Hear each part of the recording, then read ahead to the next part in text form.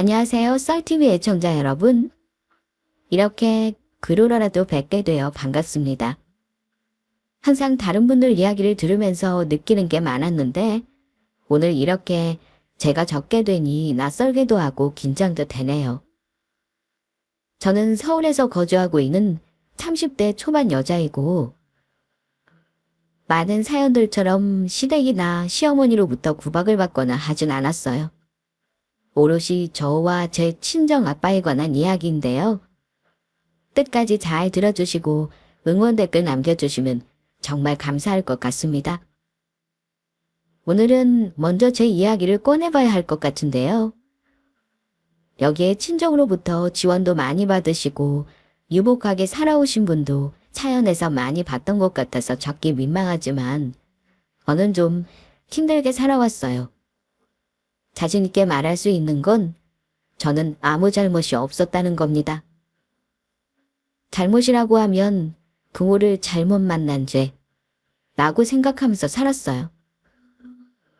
저희 아빠는 어릴 적에 사업을 크게 하시다가 망하게 되었습니다. 그 큰 회사가 갑자기 무너지니 타격이 컸죠. 집안 곳곳에 빨간 딱지가 붙게 되고 끼니를 걱정할 정도로 하루하루가 살아가기가 힘들어졌고요. 다른 친구들의 아버지도 종종 사업을 망하는 걸 봐서 그것까지는 이해할 수 있었는데 아빠의 그 뒤의 행동은 모두에게 상처를 주었습니다. 아직도 기억이 나요. 학교를 다녀오던 하굣길에 집 앞이 시끌벅적하여 달려가 봤더니 저희 아빠가 경찰에 잡혀서 경찰차를 타고 있던 모습이요. 나중에 들어보니 강도짓을 자주 해서 결국은 감옥까지 가게 되었습니다. 감옥을 가지 않기 위한 합의금조차도 아빠에겐 없었거든요. 그 모습이 아빠를 본 마지막이었고요. 그 뒤로는 저 정말 이 악물고 살아왔습니다. 엄마도 생활전선에 뛰어들어 일을 더 늘려야 했기에 저는 친척집에 보내져서 학교를 다녔고요. 구박도 받고 차별도 받고 또 교육이란 명목으로 친척들에게 맞아가면서 고아 신세처럼 지냈습니다. 갈 곳이 없다는 것을 저도 알고 있기에 혼자 울면서 지낸 밤이 얼마나 많은지 모르겠어요.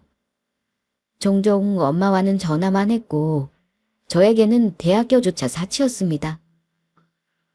수능을 보고 좋은 점수가 나왔는데도 저는 대학을 포기했어요. 제 머리 안을 채우는 것보다 당장 입에 먹을 것을 넣는 것이 더 중요했고 더 급했거든요.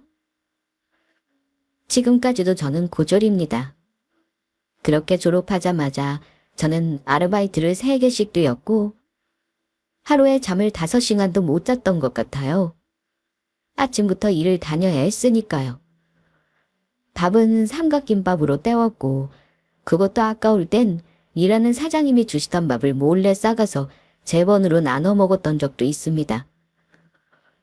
지금 다시 하라고 하면 못할 정도로 악착같이 벌었어요. 그래야 엄마와 함께 살 수 있다. 그래야 내 가족이 생길 수 있다라고 생각해 왔습니다. 이렇게만 말씀드려도 제가 어떻게 살아왔는지 아실 거라고 생각합니다. 그러던 중 하루는 엄마하고 전화를 하는데 우연히 아빠의 소식을 듣게 되었어요. 하연아, 오늘 일 잘 마무리했어? 별일은 없었고? 요새 날씨가 추워서 걱정이다. 괜찮아. 하루 이틀하는 것도 아닌데 뭐. 왜 엄마, 뭔 일 있어요? 별건 아니고. 그냥 오늘 오다 가다 사람들한테 들은 말이 있어서 말을 굳이 해야 되나 그런 생각도 드는데. 뭔데요? 네 아빠가 어제 출소했단다. 나도 몰랐어. 연락도 없었고. 아빠가 출소를 했다고요? 응. 사실 도둑질이라 그렇게 오래 있을 것도 아닌데 나오고 나서도 다시 훔치고 그랬나 보더라고. 점점 횟수가 늘어나서 들어갔다 나왔다 반복했대. 너한테 연락은 안 갔나 하고. 나한테 어떻게 고개를 들 수 있겠어요. 전 아빠 때문에 제 인생이 꼬였다고 생각해요. 어릴 때부터 좋은 기억이 단 하나도 없어요. 나한테는 연락 올 일 없을 테고 또 아빠랑 딸로 만날 일도 없을 테니 걱정하지 마요. 그렇게 그날 전화로 아빠가 출소했다는 소식을 우연히 듣게 되었고 오랜만에 듣는 아빠라는 단어에 마음이 싱숭생숭해졌습니다. 아빠의 사랑이 필요했는데 아빠는 옆에 없었고 단지 제 목표는 오로지 돈이었어요. 단칸방에 누워있는 제 모습이 그날따라 어찌나 초라하게 느껴지던지요. 그리고 한 일주일 뒤였을 거예요. 제가 분식집에서 일을 하고 있는데 익숙한 그림자가 찾아왔습니다. 바로 제 아빠였어요. 오랜 시간이 지났어도 한눈에 알아보겠더군요. 하연아, 아빠다. 어쩐 일이세요? 너가 잘 크고 있는지 궁금하기도 했고 어떻게 살고 있는지 너무 보고 싶어서. 양심이 있으시다면 다시는 오지 마세요. 아빠가 제가 어떻게 살아가고 있는지 궁금해할 자격이나 되세요. 보세요. 대학 못 가고 일을 3개나 하고 있어요. 누구 덕분에요. 앞치마에 김치국물 잔뜩 묻히고 일하고 있는 거 보니 속이 시원하세요? 사업 망하고 도둑질해서 감옥이나 들락날락거리는 아빠를 누가 보고 싶어 하겠어요? 저한테 미안하다고 생각하시면 다시는 나타나지 마세요. 얼굴 보고 이렇게 차분하게 말하는 것도 오늘이 마지막입니다. 그렇게 저는 바로 그 자리를 피했고 아빠도 한참을 서 계시다가 조용히 돌아가셨습니다. 마음이 이상했어요. 아빠를 만나면 시원하게 다 풀어내야지. 어떻게 살아왔는지 다 말하면서 미운 말들을 해야지라고 생각했는데 직접 얼굴을 보니 너무 마른 아빠 그리고 늙은 아빠가 갑자기 불쌍해 보이기도 하더군요. 근데 아빠에 대한 원망이 더 컸고 그 뒤에 몇 번이나 더 찾아오시는 걸 알면서도 저는 이를 악물고 모르는 척 했습니다. 그러던 중 지인의 소개로 기회가 닿아서 저는 20대 중후반 즈음부터 쇼핑몰 사업을 시작하게 되었어요. 키도 컸고 말라서 비팅 모델로 일을 시작하다가 5년까지 하게 되었거든요. 처음에는 아무것도 몰라서 힘들었지만 시간이 지나면서 매출도 안정화가 되고 오히려 평범한 직장인보다 많이 벌게 되었습니다. 정말 말 그대로 자수성가를 하게 되었죠. 매출이 안정되자마자 저는 원했던 대로 엄마를 모시고 살게 되었고요. 그렇게 어느새 30을 눈앞에 두게 되었습니다. 그때쯤 저는 처음으로 연애란 걸 해보게 되었는데요. 봉사활동하다가 만난 사람이라 그런지 정말 여리고 천사 같은 사람이었어요. 이런 사람이 있을까 싶을 정도로 순하고 착한 사람이었습니다. 한 1년 정도 연애를 한 끝에 저희는 결혼을 하게 되었어요. 결혼식에 아빠 자리는 비워두었고 시부모님께나 남편에게는 그냥 돌아가셨다고 둘러댔던 것 같습니다. 그렇게 제 가족이 생기고 이제 행복할 일만 남았다고 생각했어요. 정말 좋은 남편도 만났고 제가 열심히 산 보상을 받는 건가 싶기도 했죠. 저는 쇼핑몰 관리라서 거의 집에서 일을 했는데 어느 날 직장에 간 남편이 전화를 했더라고요. 하연아, 뭐야? 통화 되지? 그럼 무슨 일인데? 회사에서 원래 전화 안 하잖아. 아니, 좀 오늘 이상한 일 있어서? 이상한 일? 갑자기 어떤 남자분이 찾아오셨거든. 근데 하연이 아빠라고 하셔서 혹시 나한테 말 안 한 게 있니? 전 그때 심장이 쿵 내려앉는 걸 느꼈어요. 그리고는 분노까지 함께 차올랐습니다. 제 인생을 망친 것도 모자라서 이제 행복하게 살아보려 했더니 제 또 다른 인생도 건드는 건가 싶었거든요. 남편에게는 왜 가신 건지, 대체 왜 자꾸 찾아오시는 건지 심장이 터질 것 같았어요. 아, 갈게. 왜, 하연아? 괜찮아. 나한테 말하고 싶은 게 있어? 말하기 싫으면 안 해도 돼. 아니야, 말할게. 집에 와서 얘기하자. 전 그렇게 남편이 퇴근하고 집에 온 후 제 모든 이야기를 사실대로 털어놓았습니다. 친척집을 전전하며 구박을 받은 이야기부터 지금까지 제가 살아올 수 있었던 이야기까지 다요. 아빠에게서부터 너무 큰 상처를 받았고 아빠라고 생각을 안 하기로 했다라고 말했죠. 근데 내가 장인어른을 처음 뵀을 땐 정말 그러신 분 아닌 것 같았어. 뭔가 사연이 있는 것 같고 하실 말씀도 있으신 것 같았고 그리고 많이 후회한다고도 하셨어. 그럼 뭐해? 나 어렸을 때 친척네 집안일 내가 다 했고 고모부는 술만 먹고 들어오면 내 머리채를 잡기 일쑤였어. 고모는 친척 오빠들하고 대놓고 차별을 어째나 하는지 지들끼리만 고기를 먹고 나는 고기 위에 붙은 비계 그것도 먹기 전에 가위로 잘라놓은 거 그거 5개만 그릇에 주더라. 너무 배고파서 친구한테 부탁해서 얻어먹은 적도 한두 번이 아니야. 오빠, 나 아빠 사업 안 된 것까지는 다 이해해. 근데 그 뒤에 나랑 엄마를 생각해서라도 그렇게 했으면 안 돼.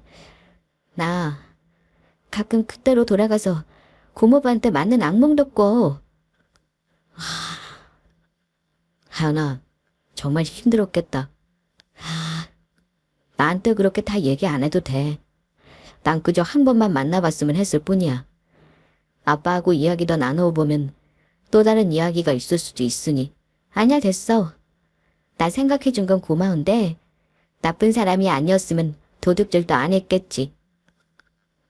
남편은 아빠하고 무슨 얘기라도 나눈 건지 한번 만나보라면서 그렇게 나쁜 사람은 아닌 것 같다고 조심스레 이야기를 꺼내더라고요. 대체 무슨 이야기를 들어야 하는지, 무슨 대화를 나눠야 하는지 정말 모르겠어서 저는 듣자마자 바로 거절했고요. 오히려 제가 이야기를 솔직히 못했고 돌아가셨다고 거짓말을 했는데도 그건 크게 개의치 않아 하는 남편에게 고맙고 미안한 마음이 들었습니다. 그날 마음이 이상해서 엄마에게도 전화를 했는데 엄마께서도 남편과 똑같은 말을 하더라고요. 그렇게 이서방도 찾아오고 한 거면 하고 싶은 말이 있나 봐. 한번 가서 만나는 주지 그래. 라고 하시면서요. 저는 트라우마처럼 안 좋은 기억들이 아빠라는 단어만 들으면 다시 다 되살아나는 것 같았어요. 아마 정신과 치료가 필요했을 수도 있겠죠. 그렇게 남편과 엄마의 제안에도 저는 칼같이 거절을 했고 또 바쁘게 모든 걸 잊어가며 살아갔습니다. 남편도 그 뒤로는 아빠 이야기를 전혀 꺼내지 않았고 아무런 언급도 없었죠. 그날 무슨 이야기를 나누긴 했었던 것 같은데 저에게는 따로 말하지 않았고 아직도 어떤 이야기를 했는지 잘 모릅니다. 그러던 어느 날 저는 또 괴로운 상황에 마주하게 됩니다. 집에서 일을 하고 있는데 남편이 전화가 온 건데요. 자기야, 오늘 우리 저녁 밖에서 먹을까? 그래, 좋아. 뭐 먹고 싶어? 내가 예약이라도 해둘까? 아니, 괜찮아. 오늘 갑자기 땡기는 곳이 있어서 내가 예약해놨어. 주소는 문자로 보내둘 테니까 그쪽으로 시간 맞춰서 올 수 있지? 그럼 알겠어. 무슨 일 있는 건 아니지? 언니 갑자기 외식하자고 하고 예약까지 해놨다고 하니까 아이 그럴 게 뭐가 있어. 걱정하지 마. 남편은 갑자기 외식을 하자면서 좋은 식당을 예약해 뒀더라고요. 워낙 좋은 곳이라서 저는 제가 결혼기념일이라도 깜빡한 건가 싶었어요. 남편이 승진을 한 건가 혹은 시부모님 생신인가 생각을 해봐도 아무것도 아니더라고요. 그렇게 저녁 시간이 되었고 저는 기분 좋게 식당에 도착을 했는데 한 10분 정도 지나도 남편이 오지 않더라고요. 전화할까 하다가 조금 더 기다리니 남편이 도착을 했는데 정말 놀랍게도 그 옆에는 제 아빠가 계셨습니다. 아빠. 아니, 지금 이게 무슨... 하연아, 우선 앉고 아버님 얘기 좀 들어봐. 하실 말씀이 있으시대. 이렇게 억지로 자리 마련한 건 정말 미안한데 옆에서 보기에 너무 안타까워서. 하연아, 내가 그러려고 그랬던 게 아니고 우선 앉아서 얘기라도 들어주면 안 되겠니? 저는 그 순간 너무 화가 나더라고요. 저랑 미리 얘기해서 상황을 제가 알고 나온 게 아니라 이렇게 갑작스럽게 아빠랑 또 만나게 하다니. 남편 워낙 착한 사람이고 좋은 사람인 건 알고 있었는데도 이건 아니다 싶었습니다. 어떻게 이렇게 저를 아무렇지 않게 나오게 한 뒤 제 상처를 다시 긁어놓을 수가 있죠? 저는 그 자리에서 벌떡 일어나 앉지도 않은 채 한참을 서 있었습니다. 그대로 둘을 바라보면서요. 물론 머리에서는 제가 고생했던 모든 일들이 다 스쳐 지나갔고요. 하연아, 앉아봐. 정말 들어보니까 너가 꼭 들어줬으면 좋겠어. 아버님이 그러시려고 그랬던 게 아니야. 물론 잘못하셨지만 정말 어쩔 수 없이? 아, 이 사람한테 그렇게 변명하셨구나. 어쩔 수 없이 이 모든 일이 일어났어요. 어쩔 수 없이 날 당신 눈안에 보낼 수밖에 없었고 어쩔 수 없이 날 대학교에 못 가게 했어요. 다 이게 어쩔 수 없는 원인과 결과라고 생각해요? 대체 왜 자꾸 나타나서 날 이렇게 힘들게 해요? 나 아빠 죽었다고 하고 아무렇지 않게 결혼도 잘하고 잘 살고 있었어요. 근데 아빠 억울한 풀자고 할 말 있다고 하면서 나를 이렇게 달달 묵묵게 맞다고 생각하세요? 이것도 정말 이기적인 거 아니에요. 내 말이 틀려요.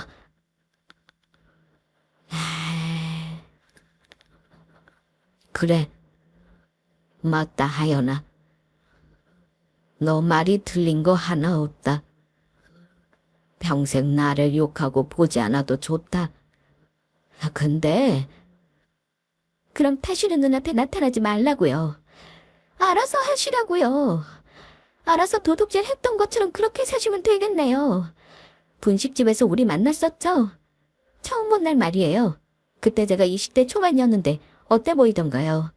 20대 여대생처럼 생기 넘치고 행복해 보이고 미래가 기대되는 그런 나이의 여자애처럼 보였어요. 저 새벽까지 설거지하고 아침부터 배달하느라 추위에 제 얼굴이 갈라지는 것도 몰랐고 설거지하다가 손에서 피가 나는 것도 몰랐어요. 그렇게 만든 게 당신이야. 감옥에 가지 않고 열심히 집안 일으키고 일용직이라도 했으면 우리 이렇게 뿔뿔이 안 흩어졌다고요. 엄마도 건물 청소하시면서 구부려서 앉아서 주무셨던 거 알아요? 그런 거 알면 내 앞에 이렇게 뻔뻔하게 못 나오지. 그래. 당연히 면목이 없다. 내가 너가 고생한 거를 어떻게 다 알겠니? 나는 그냥 감옥에서 밥이라도 잘 먹고 있었으니. 그것도 염치가 없구나. 너희 엄마도 볼낯이 없고. 감옥을 다시 가시든 3번 가시든 전 상관없고요. 그리고 오빠. 나 오빠 지금 왜 이런 자리 만들었는지 다 이해하고 좋은 사람이라서 이렇게까지 말하고 싶지 않은데 한 번만 더 이런 일 일어나면 오빠랑 나랑도 끝이야. 알겠어. 괜히 잘 살고 있는 사람 속 뒤집어 놓지 마. 오빠가 사이좋게 지내라 하면서 다시 엮어줄 그런 가벼운 사이도 아니라고. 알겠어? 하연아. 저는 그렇게 남편과 아빠를 뒤로 한 채 또벅또벅 걸어 나왔습니다. 딱 식당을 나오니 얼마나 눈물이 나던지. 앞에 보이지 않을 정도로 눈물이 나서 한참을 벤치에 앉아서 울다가 차를 타고 갔던 것 같네요. 왜 내가 이런 상황을 겪어야 하는지도 모르겠고 갑자기 아빠가 왜 나타났는지도 이해가 안 갔고요. 그리고 왜 남편도 옆에서 저렇게까지 저한테 만나라고 하는지 너무 괴로웠어요. 집에 제가 먼저 도착을 했는지 침대에 쓰러지듯 잠이 들었고 남편은 한 1시간 뒤에 들어오더니 미안하다고 이야기를 하더군요. 더 이상 얘기 안 꺼내겠다고 그저 안타까운 마음에 선을 넘은 것 같다고 하면서요. 저 또한 알겠다고 말하고서는 또 아무렇지 않게 살아갔어요. 항상 마음이 무거웠던 건 사실입니다. 잠드는 순간까지 단 한 번도 마음이 가벼운 적 없이 항상 돌덩이를 얹고 사는 것 같았어요. 그렇지만 무슨 행동을 함부로 하기에는 조심스러웠어요. 그냥 그렇게 흘러가듯 사는 게 맞다고 생각했던 것 같아요. 이후 또 잘 지내고 있었는데 남편이 많이 바빠지는 시기가 돌아왔어요. 1년에 4달 정도 많이 바쁜 시기가 있었는데 그 주가 또 오게 된 거였죠. 오빠 어디야? 오늘 힘들었지? 힘들까봐 오늘 오빠 좋아하는 매운탕 끓여놨는데. 이걸 어쩌지? 나 오늘 야근할 것 같은데 우리 하연이 맛있게 먹어. 어머 정말? 알겠어. 대충 먹을게. 이거 내일 끓여서 또 먹어도 되니까 내일 아침으로 해주던지 해야겠다. 그래.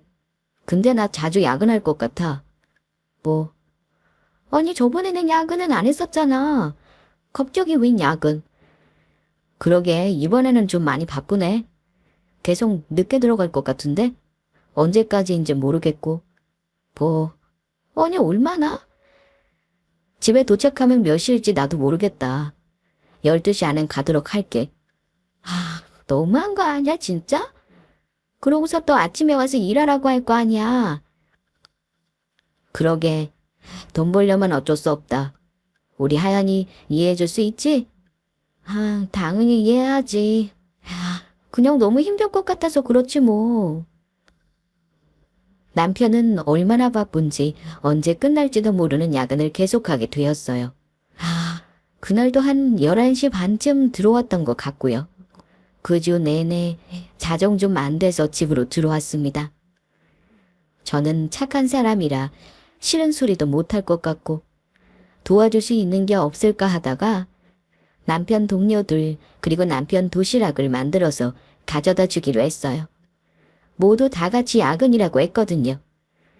그래서 하루는 마트에서 장을 보고 도시락을 한 8개 정도 만들어서 회사로 향했습니다. 한 8시쯤 회사에 도착했는데 불이 다 꺼져 있는 거예요. 경비원분만 한 분 계셨고요. 안녕하세요. 오늘 남편이 야근해서 먹을 거 좀 들고 왔는데 불이 다 꺼져 있네요. 여기 어디서 다들 야근하시는 거예요? 야근이요? 이 회사 야근 업계로 유명하잖아요. 근데 여기서 몇 년을 일했는데도 한 번도 야근한 적 없는데 오늘 다 퇴근했어요. 야근이 없다는 소리를 듣고 저는 머리가 복잡해지기 시작했습니다. 그렇게 남편한테 저는 바로 전화를 했죠. 오빠 어디야? 야근은 잘 돼가? 다들 고생이지 뭐. 뭐 하고 있어? 나 그냥 TV 보고 있어. 괜히 오빠 생각나서 전화했지. 근데 오빠 어디서 야근하는 거야? 그 회사 사무실에서 그대로 다 같이 있어. 그럼 그 자리에서 그대로 하는 거야. 오늘은 최대한 빨리 끝내고 금방 갈게. 조금만 기다려. 저에게 아무렇지 않게 거짓말을 하고 있는 남편을 보니 갑자기 별 생각이 다 들면서 하늘이 무너지는 것 같았어요. 나에게 거짓말을 하고는 어디로 가 있는지도 모르겠고 딴 여자를 만나나 두 집 살림하나 정말 별 생각이 다 들었습니다. 경비원분께 도시락 하나를 드리고는 터덜터덜 나오는데 앞으로 어떻게 해야 할지 도저히 모르겠더군요. 그렇게 남편은 한 3주 정도를 더 야근을 했어요. 들어올 땐 항상 많이 힘들어 보였고요. 이걸 자세히 물어봐야 하나 말아야 하나 고민하고 있던 참에 남편이 먼저 말을 꺼냈습니다. 이제 나 야근은 끝났어. 하연이 혼자 심심했지? 집에 하루 종일 있어야 하는데 나까지 거의 12시 다 되어서 들어오니 삼시세끼를 혼자 다 먹었잖아. 그게 뭐 어때서? 괜찮아. 아참, 나 체력이 너무 약해진 것 같아서 회사 끝나고 운동 좀 하려는데 괜찮을까? 갑자기 운동을 한다고? 아니 어디서? 그냥 일 널널히 끝내고 동네에서 그냥. 괜찮지? 운동하고 카페에서 책도 좀 읽고 자기 개발이 필요할 것 같아서. 그래 뭐 그렇게 해. 아, 뭔가 잘못되어 가고 있는 게 확실했어요. 지껏 회사밖에 모르던 남편이 갑자기 야근을 한다고 거짓말을 하지를 않나. 이제 야근으로 계속 핑계대기는 좀 그랬는지 운동을 하겠다고 말을 하는 게 아니겠어요? 떨리는 마음을 붙잡고 알겠다고 하고는 저는 바로 그 다음날 이혼 변호사에게 이야기를 털어놓았습니다. 혹시나 이혼을 해야 할 경우에는 어떤 증거를 모아두어야 할지 모르겠어서요.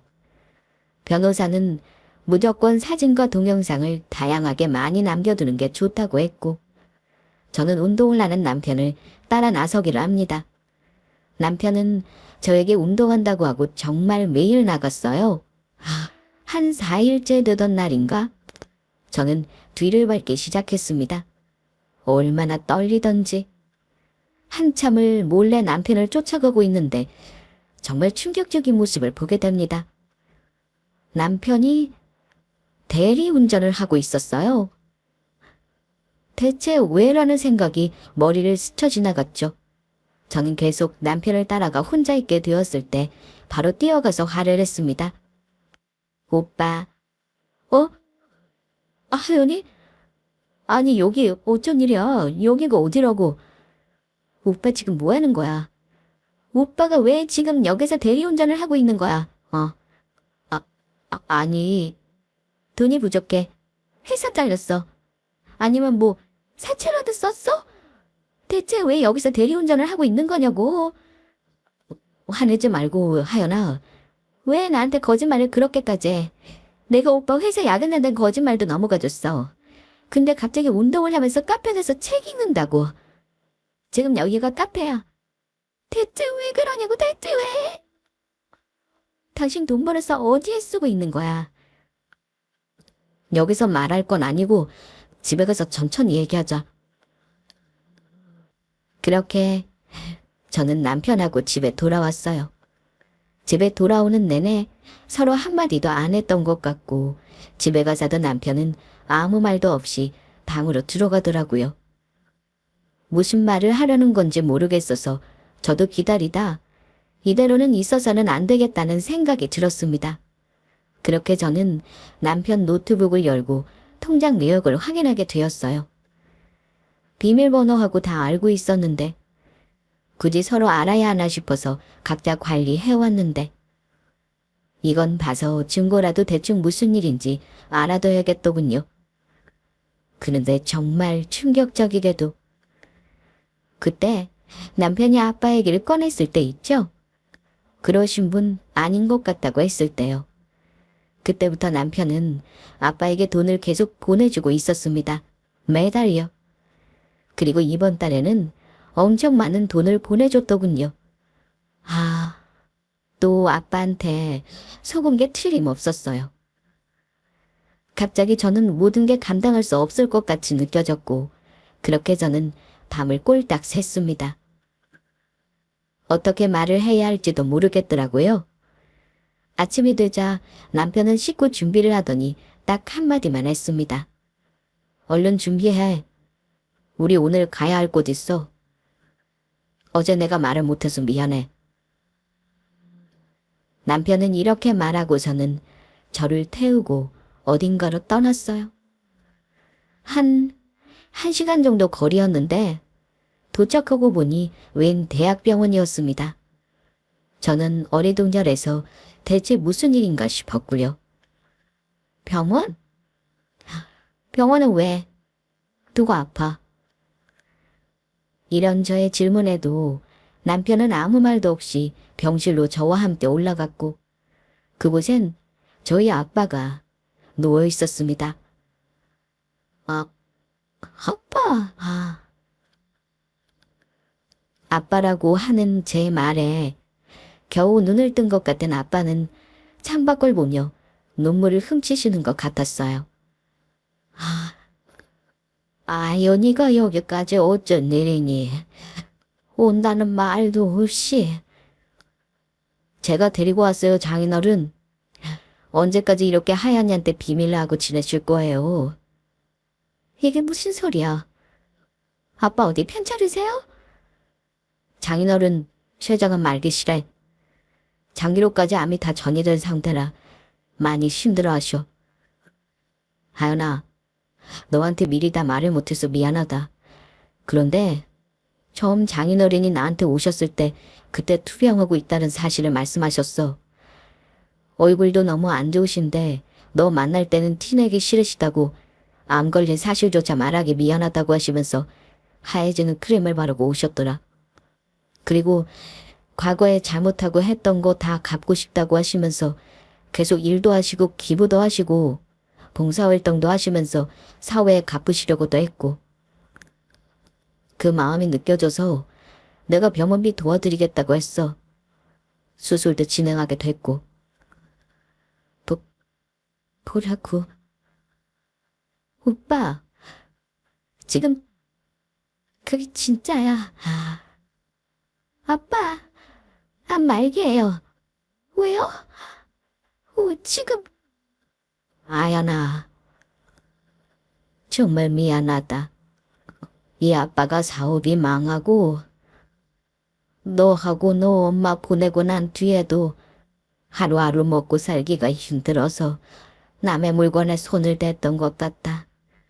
출소하고 나서 한 번 한 번 찾아뵙고 정말 죄송하다고 말씀드렸다. 돈도 다 갚았고. 그리고 하연아, 정말 얼마나 힘들었니? 시간을 돌리면 어떻게 해서든 너 어린 시절 행복한 기억들로 채워주고만 싶다. 사기당해서 사업 자체를 망했을 때 난 우리 가족이 이렇게 뿔뿔이 흩어질 거라고는 생각을 못했어. 정말 진심으로 미안하다. 뉘우친다. 지금 생각해보면 아빠에 대한 마음은 애증의 마음이었던 것 같아요. 계속해서 저는 엄마 아빠가 필요했고 저도 공부를 더 하고 싶었고 아플 땐 일을 그만두고도 싶었지만 저에게는 평범한도 사치였거든요. 그런데 이제서야 아빠가 잘못했다면서 진심으로 이렇게 말씀을 해주시고 또 췌장암 말기라고 하니 정말 마음이 아파서 찢어질 것 같았어요. 이미 제 마음은 아빠를 용서해가고 있었던 것 같아요. 아빠.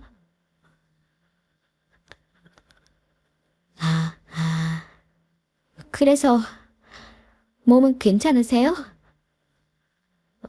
갑자기 암 말기라니. 나도 몰랐어. 나중에 이야기를 들어보니 췌장암 자체가 초기에 발견하기 어려운 암이라고 하더구나. 그냥 일하는데 많이 힘들었고 살이 많이 빠졌지. 그리고 뭐 열도 자주 났던 것 같고 오한도 있었는데 난 그냥 감기 걸린 줄만 알고 약만 먹었어. 그러다가 우연히 병원에서 검사를 하게 됐는데 이렇게 됐지 뭐야.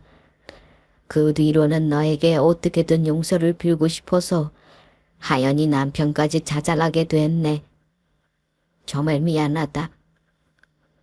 답작스러웠지? 너가 말했던 대로 이것도 참 이기적인 거지. 죽기 전에 내 마음 변하자고 너에게 용서를 빌려고 했으니. 오빠는 다 알고 있었구나. 그치? 그러자 눈물을 닦으며 남편은 이야기를 꺼냈어요. 정말 진심으로 아버님은 잘못했다고 생각하셔. 하연이한테 진심으로 미안하고 생각만 하셔도 가슴이 미어지시는 것 같대. 나도 처음에 들었을 때 얼마나 울었는지. 아니 그렇다고 오빠가 이렇게 병원비를. 아니 왜? 우리 악자까지 돈 모으고 있잖아. 미리 아기 생각하면서 돈 열심히 모으고 있는데 그 돈은 건들고 싶지 않았고 내가 어떻게 해서라도 도와드리고 싶었어.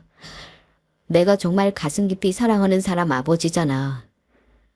언젠간 장인어린의 마음을 그리고 그 사랑을 하연이가 느낄 수 있을 거라고 생각했거든. 그때 우리 하연이가 후회하지 않게 내가 뒤에서라도 이렇게 도와드렸다고 그나마 안심하게 바랬어. 그때 하연이가 너무 힘들지 않게 말이야. 정말 이런 사람이 있을까 싶어요.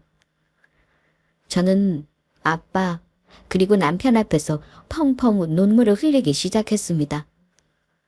아빠는 얼마 못 사신다고 하고 그리고 마음 찢어져서 후회할 저를 생각해서 뒤로 대리운전으로 돈까지 보내고 있던 남편. 정말 고마움과 미안함이 눈물이 되어서 흘러내렸던 것 같아요.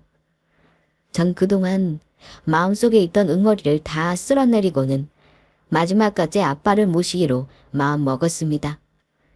힘들었던 시절의 기억들은 다 사라진 것 같았고 아빠께 진심으로 잘해드리고 싶더라고요. 마음 가는 대로 하는 게 후회가 없을 것 같기도 했어요. 그래서 저는 그 뒤로 매일 병원에 들러서 아빠를 뵙고 간호하기 시작했고요. 아빠에게도 말씀드렸습니다. 아빠, 우리 제가 어릴 때 못했던 거 이제라도 같이 해요.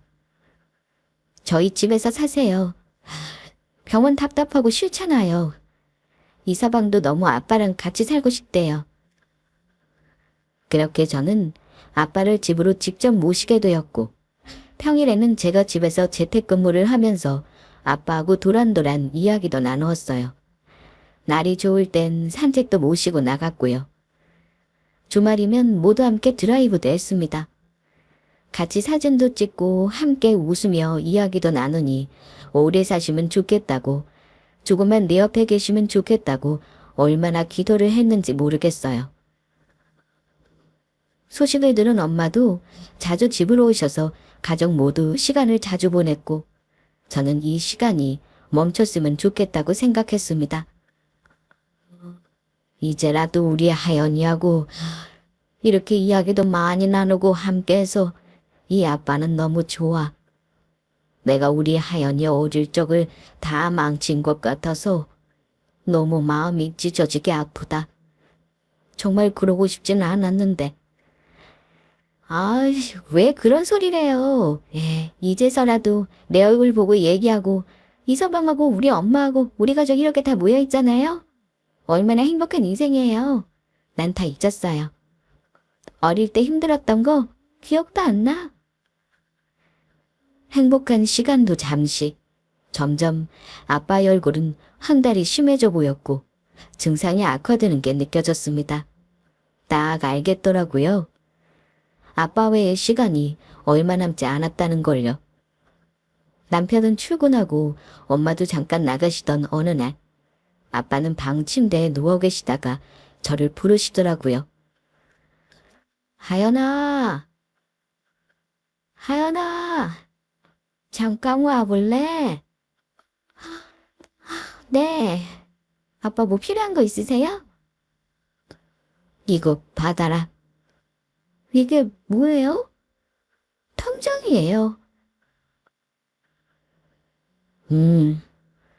내가 출소하고 나서 정말 열심히 일해서 모은 내 전 재산이다. 내가 너에게 이 죄를 어떻게 다 갚을 수 있을까? 너가 엄마 아빠 없이 자란 이 서름을 어떻게 내가 갚을 수 있을까 고민하다가 이렇게라도 너에게 주고 싶었어. 보잘것도 없고 정말 아무것도 못해준 아빠지만 우리 하나밖에 없는 딸 정말 많이 사랑한다. 이 못난 아비 용서해 줄 수 있겠니? 정말 너무 후회한다. 내 모든 걸 바꿔서라도 우리 하연이 여태까지 살아온 길을 편안하게 만들어주고 싶구나. 아빠, 정말 저 다 용서했어요. 아빠, 죄책감 갖지 마세요. 저 지금이라도 이렇게 아빠와 함께 할 수 있어서 너무 행복해요. 엄마 아빠와 있을 때면 어릴 때 저로 돌아간 것 같아요. 아무 생각 없이 아이처럼 웃을 수 있고요. 고마워요. 그렇게 통장을 아빠한테 받고 나서 열어보지도 못했어요. 아빠가 그 이후로 많이 악화되셨거든요. 눈에 띄게 숨쉬기 힘들어 하셨고 얼굴색은 점점 더 안 좋아지셨고요. 하루는 갑자기 검은 남자들이 보인다며 말씀하시기도 했습니다. 정말 아직까지도 신기한 건 제가 아빠가 많이 안 좋으시기 전날 꿈도 꿨다는 거예요. 꿈에서 아빠가 상갓집의 음식들을 마구 두시는 꿈을 꿨고 원래 저는 꿈이 잘 맞던지라 그날이 왔다는 생각이 들었습니다.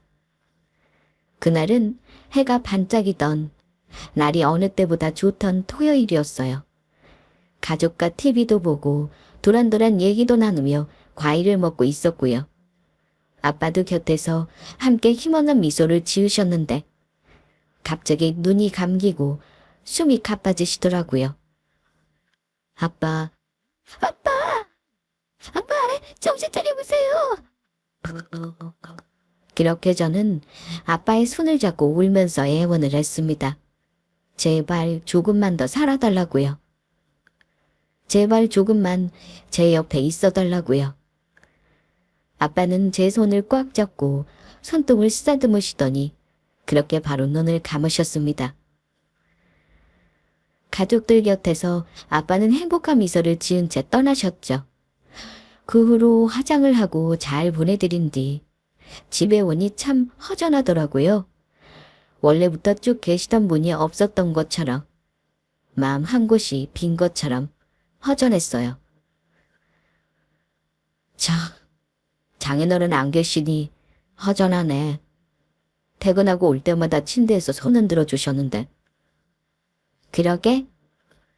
몇 년 있었던 것도 아니고 고작 한 달 좀 넘는데 집이 엄청 커 보이네. 하연아, 괜찮아? 마음 많이 힘들지? 어떻게 내가 위로를 해줘야 할지도 잘 모르겠다. 괜찮아. 내가 용서를 했을 때 아빠가 안 말기라는 게 너무 안타깝긴 하지만 인생이라는 게 맘대로 되는 게 아니더라. 오빠한테도 고맙다고 말하고 싶어. 우리 아빠하고 나하고 서로 얘기도 나누고 마지막으로 함께할 기회를 오빠가 준 거잖아.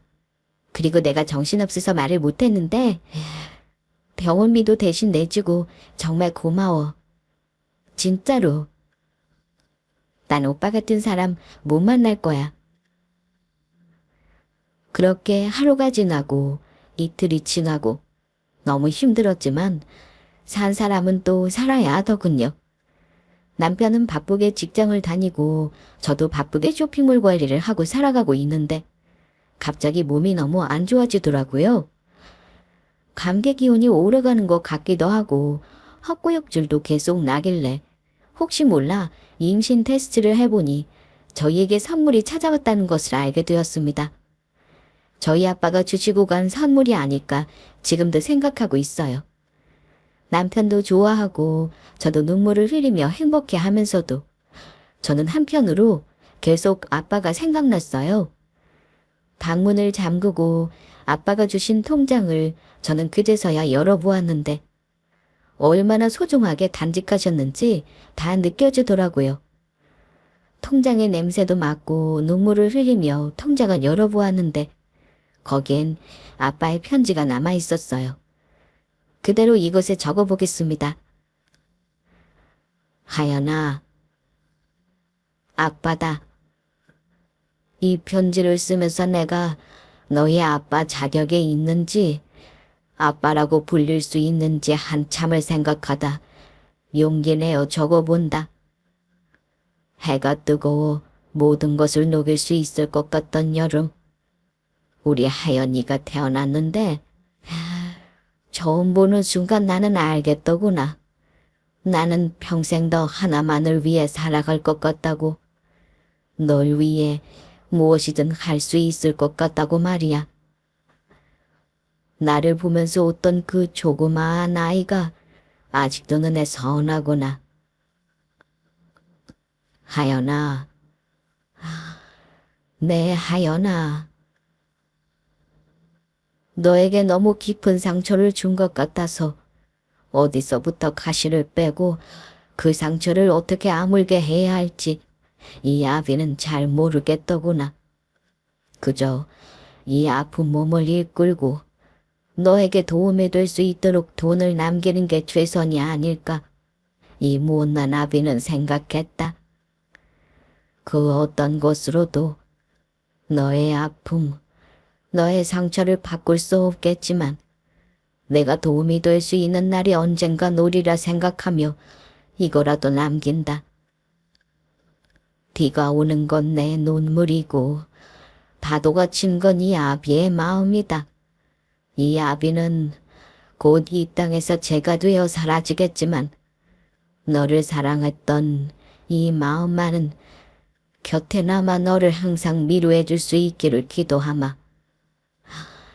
내가 이런 말을 해도 될지 모르겠지만 처음으로 이렇게 글을 남겨본다. 사랑한다. 얼마나 울었는지 모르겠습니다. 남편이 제 울음소리를 듣고 놀라서 들어오더니 편지를 보고 함께 눈물을 흘렸어요. 그 뒤로 저는 어디서든 아빠가 저를 지켜주시고 계시다고 생각하고는 행복하게 하루하루를 보낼 수 있게 되었습니다. 그 날들이 파노라마처럼 지나가네요. 그 이후로 저는 예쁜 딸을 제 품에 안게 되었고요. 시부모님, 저희 엄마 모두 너무 예뻐하시고 좋아하세요. 집안에 아기가 있으니 생기가 마구 돌더군요. 지금도 아기를 보며 저희 아빠도 손녀를 봤으면 얼마나 좋았을까 종종 생각합니다. 곁에 계셨으면 많이 예뻐하셨겠죠? 이후 남편은 빠르게 승진을 하게 되었고 제 쇼핑몰은 매출이 점점 성장해서 수입이 늘어나게 되었습니다. 일이 다 잘 풀렸달까요? 저희 부부 서로 소중하게 여기며 행복하게 잘 지내고 있고요. 이런 남자 없다고 확신하고 서로 배려하며 함께하고 있습니다. 또 시부모님 그리고 저희 엄마도 모시고 여행도 함께 다녀오고 그동안 못다한 효도를 하려고 노력하고 있어요. 아직도 아빠의 통장 속 돈은 쓰지 않고 있습니다. 앞으로도 쓰지 못할 것 같고요. 편지는 서랍 속에 보관하고 아빠가 생각날 때마다 조심스레 꺼내보고 있답니다. 날이 추워지니 점점 더 그리운 아빠가 생각나네요. 오늘 제 이야기는 여기까지였습니다. 들어주신 모든 분들 정말 감사합니다. 항상 행복한 일들만 가득하세요.